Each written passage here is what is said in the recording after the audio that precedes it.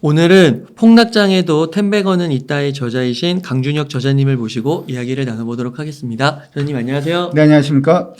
셀프 소개 한번 부탁드리겠습니다. 예, 폭락장에도 텐베건에 있다 저자 강준혁입니다. 네, 네. 따끈따끈한 신간인데 네.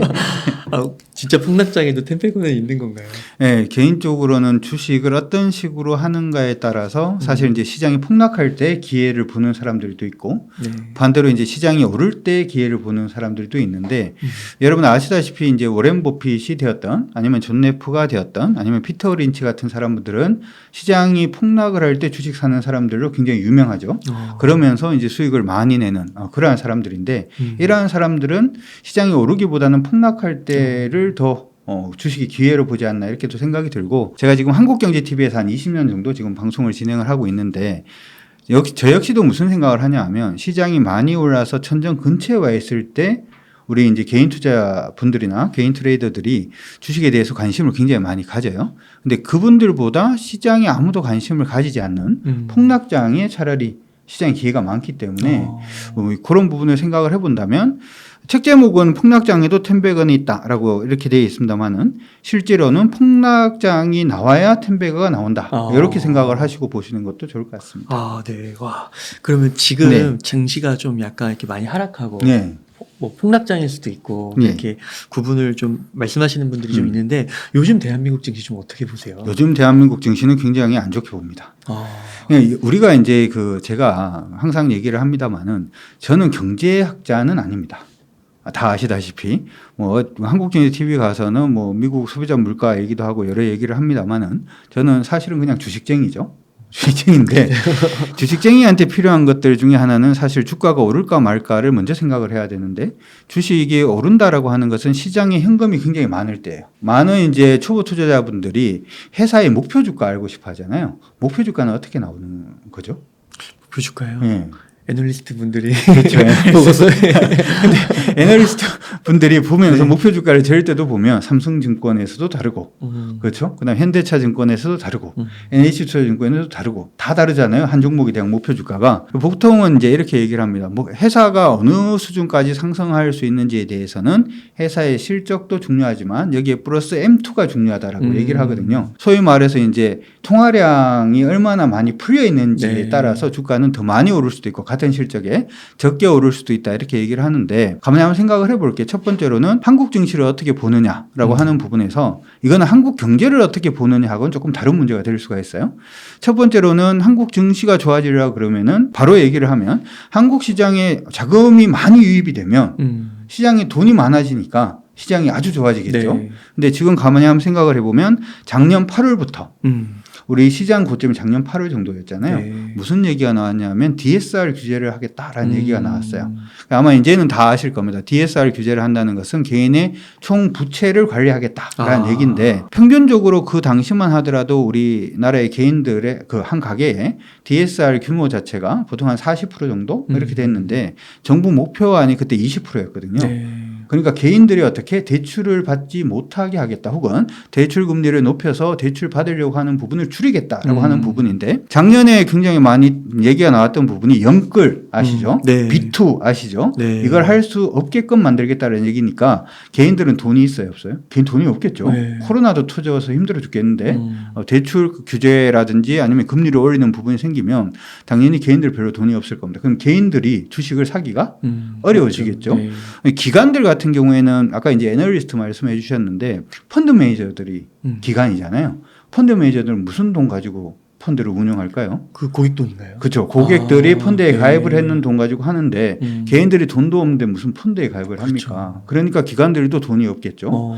기관들 안에서 이제 돈의 규모가 큰 기관들이라고 하면 연기금이 있을 텐데 연기금은 2025년까지 한국의 비중을 줄이고 해외의 비중을 늘리게끔 지금 로드맵이 짜져 있거든요. 그럼 기관은 돈이 있다 없다? 없다. 기관이 돈이 없죠. 마지막으로 이제 외국인들의 경우를 보면은 보통 금리 인상기에는 아마 여러분들이 얘기 많이 들어보셨을 건데 이머징 마켓에서 선진국으로 자금이 이동한다 이런 얘기 많이 들어보셨을 거예요. 네. 그럼 우리나라는 이머징인가 선진국인가? 이머징에 속해 있는 거 지금 주식 쪽으로. 사실은 아닌가? 저희가 이제 이게 뭐 그 선진국의 탈을 쓰는 이머징이다. 저는 그렇게도 표현을 하는데 전 세계의 이제 지수가 중요 지수가 두 가지가 있어요. 하나가 이제 피스의 지수가 있고 하나가 MSCI 지수라는 게 있습니다. 두 가지 지수가 있는데 피스의 지수는 대부분 유럽 자금이 피스의 지수를 따라서 추정해서 같이 움직이는 거예요.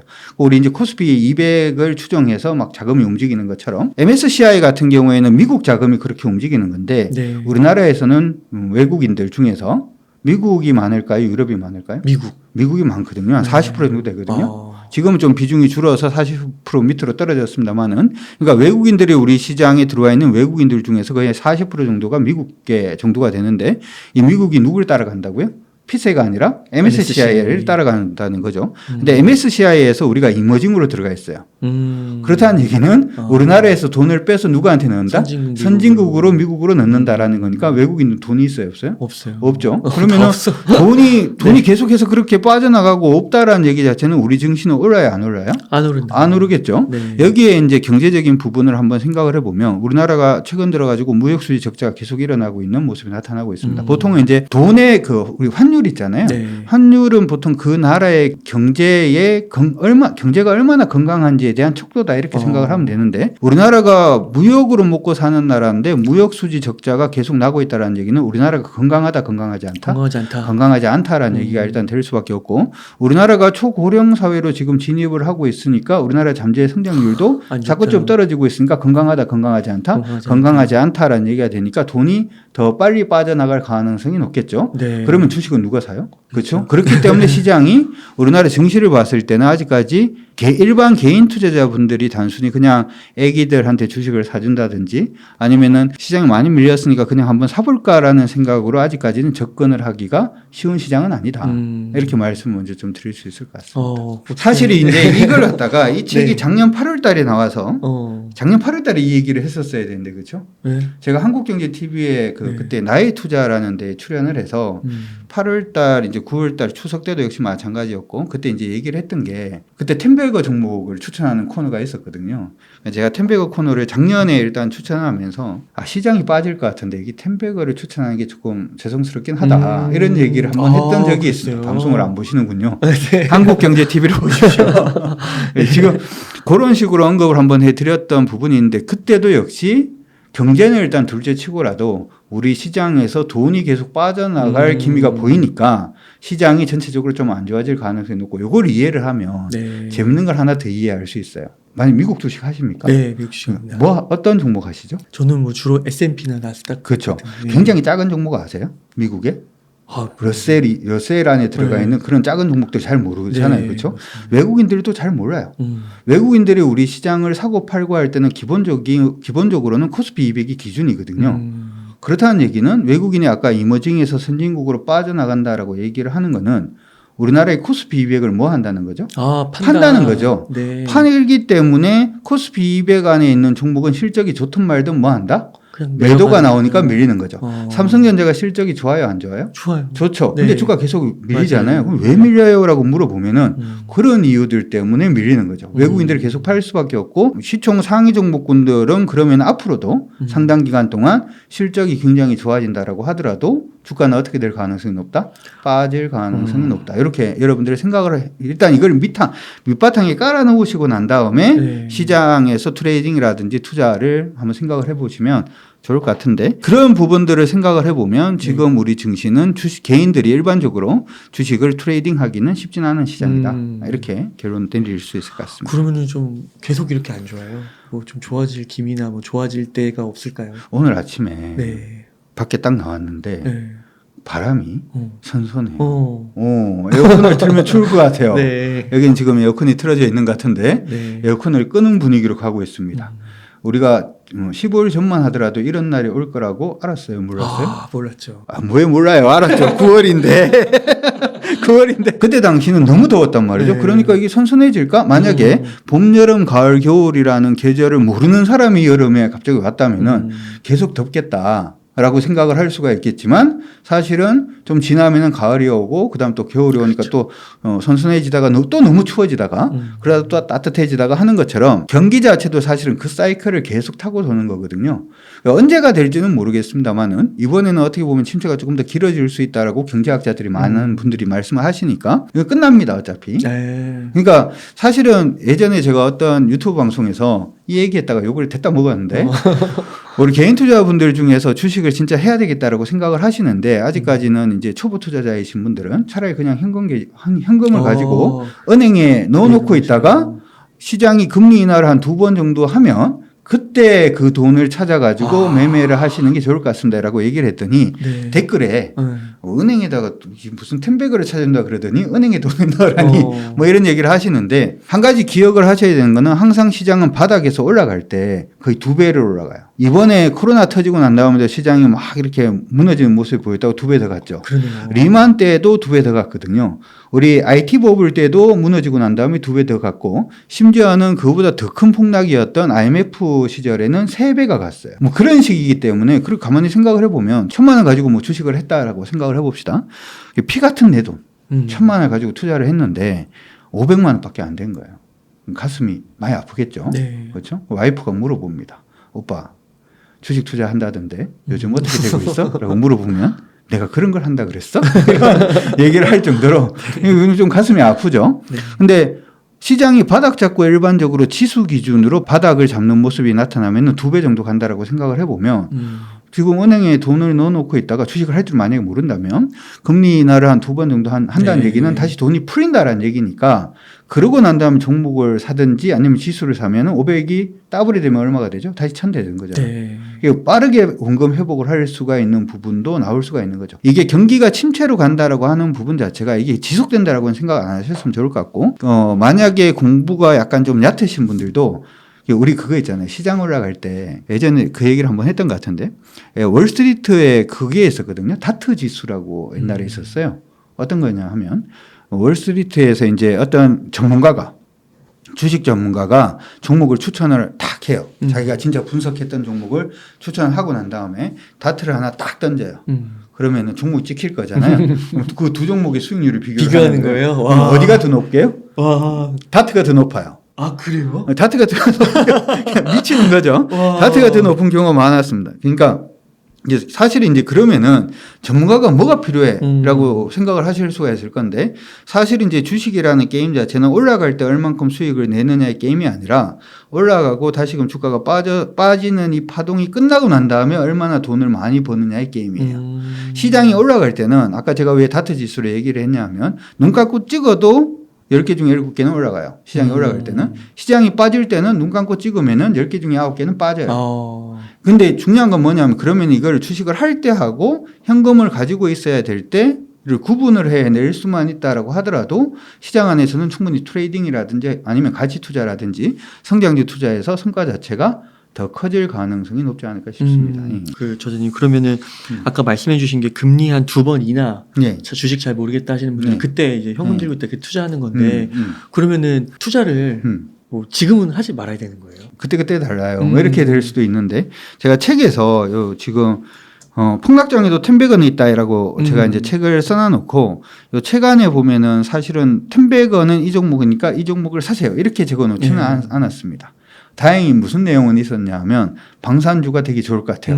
LIG 넥스원, 한국항공우주 이게 굉장히 좋을 것 같으니까 이 책이 나온 게 7월 달에 나온 거고 제가 쓴 게 4월 달에 썼으니까 책 나오자마자 사신 분들은 아마 돈을 좀 벌지 않았을까 뭐 그런 생각도 좀 들고 그런 아이디어도 드렸습니다만은 사실은 그것보다도 여러분들이 이제 투자를 처음 시작을 하시는 분이라면 이게 구분을 좀 하셔야 된다는 거죠. 무슨 얘기냐 하면 내가 투자자인지 트레이더인지 부터 먼저 구분을 하시는 게 필요해요. 대부분 우리가 이제 주식 투자자라고 얘기를 많이 하잖아요. 주식 투자자라고 얘기를 하면은 주가가 빠질 때 내 마음이 흔들리면 안 돼요. 주가가 20%나 마이너스 났네. 이건 트레이더의 마음이지 투자자의 마음이 아니에요. 왜냐하면 투자자들은 보통은 주식을 어떻게 하냐 하면은 10종목 정도 나누어서 저평가된 종목을 만약에 샀다. 그러고 난 다음에 그 종목이 상패가 안 되면 그건 마이너스가 아니에요. 무슨 얘기냐면 얼마 전에 어떤 제가 존경하는 대학 교수님께서 어떤 모 방송에 나오셔가지고 시장이 좀 많이 빠진 것 같아서 저는 지금 주식을 좀 사고 있습니다. 뭐 이렇게 얘기를 했단 말이죠. 그러면 개인들이 그걸 보고 난 다음에 나도 그럼 주식을 한번 사볼까? 라고 생각을 하실 텐데 저는 그분이 가치 투자자라고 생각을 합니다. 가치 투자자의 기본적인 마인드는 어떤 마인드를 가지고 있냐면 이 종목이 지금 10만 원인데 주가가 뭐 한 2, 30만 원 하다가 10만 원까지 빠졌으니까 많이 빠진 거예요. 근데 이 종목은 가치 평가를 한번 해봤을 때 20만 원 갈 수 있는 종목이에요. 10만 원에서 20만 원까지 가면 몇 프로 수익 나는 거죠? 100% 정도 수익 나는 거죠. 100% 수익 나는 건데 근데 이게 지금 10만 원에서 8만 원 갔다가 20만 원 갈 수도 있고 7만 원 갔다가 20만 원 갈 수도 있어요. 그렇죠. 심지어 6만 원 갔다가 20만 원 갈 수도 있어요. 중요한 거는 이 종목이 7만 원 갔다가 20만 원 가는지 9만 원 갔다가 20만 원 가는지 이게 중요하지 않아. 중요한 거는 뭐? 이 종목은 20만 원 가는 거예요. 그렇기 때문에 지금 수준이면 충분히 모아가도 된다라는 의미거든요. 근데 개인 트레이더 같은, 보통 이제 난 주식 투자를 한다라고 하는 개인들이 그래서 그 얘기를 듣고 샀는데 그 종목이 한 10% 빠진 거예요? 그럼 욕을 하기 시작하신 분들이 많습니다. 이게 지금이 바닥이라고 해서 샀는데 이게 지금 더 빠졌다고? 근데 그분의 마인드는 어떤 마인드냐 하면 지금 사놓으면은 시장이 좋아졌을 때 100% 아니면 50% 이상의 수익을 올릴 수 있는 구간이기 때문에 지금은 그냥 사놓는 거다. 이렇게 생각을 하고 그냥 사시는 거기 때문에 마인드가 다르죠. 아까 이제 폭락장 얘기를 했는데 제가 이제 저하고 같이 이제 주식 하시는 분들이 오늘 실제로 했던 얘기입니다. 시장이 빠지기 시작을 하면은 사실은 주가는 빠지는데 회사 실적은 좋아지는 회사들이 많아진다라고 얘기를 했죠. 아까. 그들 회사들 중에서 배당을 일정하게 주는 회사들이 있어요. 네. 배당을 일정하게 주는 회사들은 주가가 빠지면은 배당 수익률이 높아지죠. 네. 그렇잖아요. 그렇죠. 주가가 빠지면은 배당 투자하는 사람들은 좋아요, 안 좋아요? 배당 투자는 좋죠. 이게 10년 만에 오는 기회거든요. 시장이 이런 식으로 폭락을 하는 경우는 별로 없었기 때문에 이게 몇 년 만에 오는 기회이기 때문에 지금 뭐 해야 된다? 만약에 테슬라의 모델 X를 살려고 그러면 모델 3를 사서 나머지 남는 돈이 있잖아요. 한 7천만 원 정도 남을 것 같은데 그 돈 가지고 배당주 살려고 지금 혈안이 돼 있을 겁니다. 배당주요. 그렇죠? 실제로 지금 배당 같은 경우에는 10% 나오고 있는 시가 배당 기준으로 작년 배당 기준으로 10%가 넘는 회사들이 지금 막 튀어나오고 있거든요. 네. 그러면 7천만 원 넣으면은 1년에 얼마씩 나오는 거죠? 700 나오는 거죠. 네. 10년 가지고 있으면 얼마 되는 거예요? 그냥 7천만 원 되는 거잖아요. 네. 근데 플러스 뭐 가지고 있어요? 주식도 가지고 있어요. 11년 가지고 있으면 그냥 플러스죠. 네. 주식에서 어떻게 마이너스가 나나요?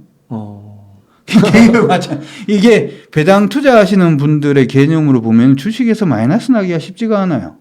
근데 우리 일반적인 매매를 하는 사람들의 트레이더의 입장에서는 주식에서는 마이너스가 나기가 쉽죠. 그리고 아까 가치 투자하는 사람의 입장에서는 주식에서 20% 마이너스가 날라 그러면 자기가 가지고 있는 우량주 2개가 상장 폐지를 당해야 되는데 우량주가 상장 폐지되는 경우가 거의 없잖아요. 그러니까 20% 마이너스 나기도 어려워요. 근데 트레이더들은 하루에 샀다 팔았다 몇 번 하다 보면 마이너스 20% 되거든요. 그러니까 이게 폭락장에도 텐베그가 있다 없다를 여러분들이 생각을 하시기 전에 책에서 이제 굉장히 강조하는 게 여러분들 스스로가 나는 가치 투자자인가? 아니면 나는 성장주 투자하는 성장주 투자자인가? 아니면 나는 배당 투자를 하는 배당 투자자인가? 아니면은 나는 인덱스 투자를 하는 인덱스 투자자인가? 아니면 난 트레이더인가? 이걸 갖다가 명확하게 해놓는 게 저는 중요하다고 생각을 해서 사실은 그게 제가 생각할 때 뭐보다도 가장 중요하다고 생각을 하거든요. 근데 시중에 나와 있는 책들을 보면 그런 얘기가 없어요. 네. 그냥 존 레프가 돈을 많이 벌더라. 가치 투자자거든요. 그 사람은 주가 밀린다고 팔지 않아요. 왜냐하면 내가 평가했는 가치로 봤을 때는 충분히 얼마까지 올라갈 수 있으니까. 그래서 존 레프의 그 실제로 여러분들이 책을 사서 보시면은 회사에서 쫓겨날 정도로 막 손실이 커지다가 결국에는 회복하고 수익 나는 경우도 많거든요. 근데 만약에 내가 성장주 투자를 하는 사람이에요. 그리고 존 레프의 책을 읽었어요. 그러면 안 돼요. 만약에 예를 들어서 가치주를 투자하는 사람들은 아까 얘기를 할 때 주식의 가치가 현재 주가 대비해서 저평가된 종목을 사는 거잖아요. 그러면 이게 저평가인지 아닌지 뭐 보고 판단할 수 있을까요? PER, PBR 같은 회사의 재무제표를 보고 네. 파악할 수 있겠죠. 회사가 지금 재무제표를 보니까 얼마 정도 돈을 벌고 있는데, 주가가 이 정도밖에 안 돼? 뭐 이런 식의 분석이 될 거예요. 그러니까 가치주 투자를 할 때 기본적으로 회사의 실적은 좋아야 돼요, 나빠야 돼요? 좋아야 되잖아요. 근데 성장주 관점으로 내가 한번 투자를 해보자. 성장주는 실적이 없지 않나요? 없죠, 당연히. 이제부터 클 건데. 네. 근데 뭐 이 성장주를 하려고 그러는데 존 네프라든지 뭐 피터 린치라든지 가치 투자하시는 분들의 책들을 읽어보니까 실적 좋은 종목을 사래요. 심지어 윌리엄 오닐 같은 경우에는 30% 이상 매출액이 증가하고 뭐 이런 회사를 사래요. 그러면 성장주는 이미 주가가 다 떠버린 거죠. 실적이 좋아졌다는 얘기는. 실적이 마이너스였다가 플러스로 가야 되는 부분이 성장주니까 그러면 처음에 종목에 접근하는 것 자체가 아예 달라지는 거잖아요. 그렇죠? 네. 근데 시장 안에서는 성장주를 하고 싶은데 가치주를 공부하는 사람이 있고 가치주를 하려고 하면서 성장주를 공부하는 사람이 있고 배당주를 하려고 하는데 트레이딩 책을 사서 공부하는 사람이 있고 그러니까 이게 뭐 어떻게 되죠? 막 꼬이기 시작을 합니다. 그걸 분명하게 먼저 해야 그렇죠. 되는군요. 그러니까 제가 이제 그 한 20년 정도 강의도 하고 이렇게 하면서 많은 분들을 좀 만나서 얘기를 해보면 주식 투자를 처음 할 때는 어렵지 않았대요. 근데 공부를 하면 할수록 이놈이 어려워지기 시작을 하고 공부를 하면 할수록 수렁에 빠지기 시작을 하시는 분들을 굉장히 많이 봤어요. 왜냐하면 아까처럼 짬뽕이 되기 시작을 합니다. 그 개념이 안 잡혀. 네, 개념이 안 잡혀 있다 보니까 원래 이쪽 책을 보시면 안 되는 분이 이쪽 책을 보고 그걸 하려고 막 공부를 열심히 하고 있는 그러한 상태. 그러한 부분이 되다 보니까 많이 힘들어지는 그런 부분이 만들어지지 않나 싶습니다. 예. 그러니까 폭락장에도 10백원은 있다. 여기에는 이제 그런 게 개념이 좀 그쵸. 지어져 있으니까 네. 그걸 읽고 먼저 자기의 정체성을 확실히 하고 그렇죠. 내 정체성은 무엇인가. 무엇인가 네. 그렇게 하고 투자를 하면 좋겠군요. 네.